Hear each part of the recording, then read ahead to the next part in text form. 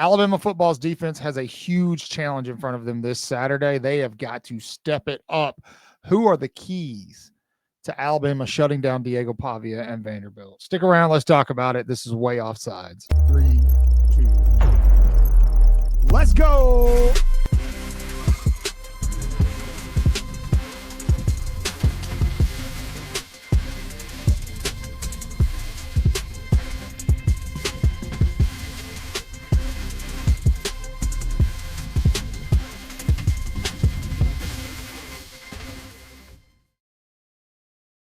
Hey, happy October and happy Thursday. Good morning, good evening, good afternoon, whatever the case may be. Welcome into Way Offsides, your favorite source for Alabama football talk here on YouTube. Bringing it to you. Yeah, it's me, Cotton, one of the members of the Way Offsides crew. If you haven't met the others, you can do that very easily by going over while you're here. First of all, leave a big roll tide in the comment section below. Hit the thumbs up button, hit the notification bell, but most importantly, subscribe to the channel. We're going to be talking about Alabama's defense and what they must do today to slow down Diego Pavia. Now, Kane Womack has not fared well versus mobile quarterbacks. Diego Pavia is one of the mobile quarterbacks he has not fared well against, and everybody, it seems, that Alabama has played that has mimicked what Diego Pavia did to Alabama in Nashville last season has had success, including FSU in week 1. Now, Alabama has taken some steps since then. They have looked better. They've looked more complete. They've looked more aggressive. However, this is a big-time challenge coming into Tuscaloosa for the Tide. A lot of people are still sitting on the ship, pun intended, that Vanderbilt is the Vanderbilt of old. That is not the case. This is a legitimate Vanderbilt team who is built well in the trenches up front to get their quarterback out in space to make plays, and he is a dynamic playmaker. Do not be fooled. Now, Alabama goes to Vandy last year. They spot them 14 points off of a couple of turnovers and still only lose by 5. Alabama likely should have won that game. Vanderbilt had the ball like 40-something minutes of that game compared to Alabama's 18 minutes. That is how they won the game. You best believe that Vanderbilt is going to try to do the same thing. That's the name of their game. That's what they like to do. Control the ball. So what does Alabama have to do? Well, you get off the field on third down. How are they going to do that? Kane Womack understands the challenge in front of him, according to Justin Smith from Touchdown Alabama, our friend over there at TDA. He says, Kane Womack says, we're going to have to be creative in the way that we develop certain packages to make sure we have enough depth. This is pertaining to the Wolf position. Now, for those of you who don't know much about this position, it is a kind of a hybrid position. It is a linebacker-esque. They can act as a linebacker following the coverage, run. They can drop, down on the line. They can do a lot of different things at this position, and it's a very attractive position. However, Alabama's a little banged up there, and they will be without their starting Wolf via Quay Rusaw, who is out with a foot injury, a broken foot, just had surgery, likely to come back at some point in the season, but definitely won't play this weekend. Now, Alabama has a couple of guys behind him who look the part. The first one is Yanze Pierre, who we have been talking about for a couple of weeks now. When he's on the field, he just looks a little bit different.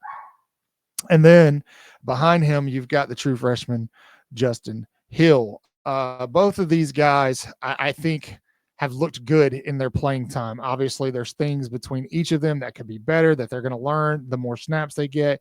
But Yanze himself, I think he just looks like that prototypical Alabama linebacker. He's long, he's big, he's fast.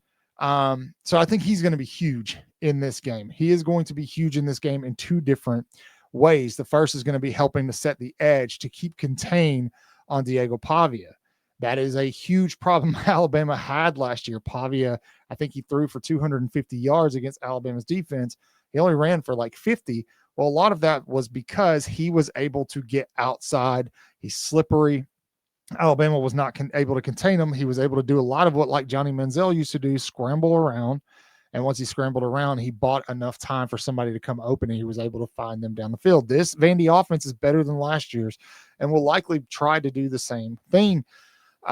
So a guy like Pierre, or Justin Hill, whoever gets the start, whoever gets the significant snaps over there at the Wolf position, will be instrumental in locking that up on the edge. Now, what about the middle? What does that look like? Well, we all know Deontay Lawson. He will play a huge role in this game too, in terms of directing his linebacking core and what they should be doing. Deontay Lawson is the leader of that defense, at least in the middle, and he will be instrumental in making sure that Alabama's linebackers aren't biting on eye candy. They're staying disciplined, and they're where they're supposed to be.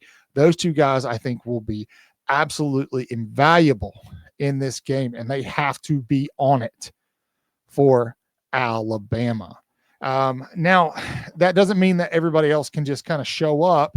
Damani Jackson did not have a fantastic outing against Georgia. He's got to clean that up.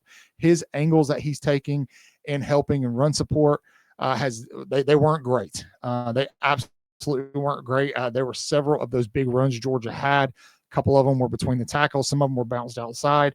But a lot of them, Damani Jackson had a shot at, and he just missed because he took a really nasty angle. I saw somebody say this. I think it was Jordy over on X. And Bray Hubbard has been pretty much the best overall player on Alabama's defense right now. I think if you ask the majority of Alabama fans, that's what they would say. And it's not just what he's doing on the field, it's the mentality that he's bringing, the physicality. It reminds people of the old school Alabama, safeties and things like that, who would come down and just hammer dudes. And so I think if some of these other guys, Damani Jackson, for instance, Xavier Brown, who's quietly had a pretty good season, but if they could kind of adapt some of that aggressiveness that Bray Hubbard's showing on the field, if that could kind of bleed over to all facets of the game, I think it'll be good. Another guy who's going to be very important in this game is LT Overton. Vanderbilt brings with them a very old, very mature, and a very experienced offensive line. Now, I think they're all graduate students, graduate transfers, whatnot. They're big guys. However, they're not impervious to mistakes. They've been sloppy at times this year.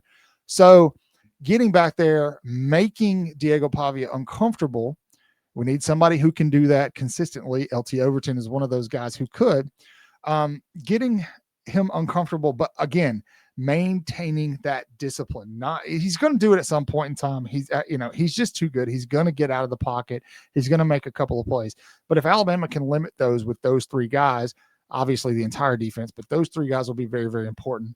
I think Alabama's defense could have a much better outing compared to what happened in 2024. Tell me what you think. Who is the key to the game defensively for Alabama as they prepare to welcome in College Game Day and Vanderbilt at home? Leave a big comment down there. Let me know. If you don't have anything to say Roll Tide. Subscribe and like the video while you're there. Hit the notification bell. As always, say your prayers, read your Bibles, wash your hands, horns down, beat Auburn and LSU and Tennessee too. Roll Tide.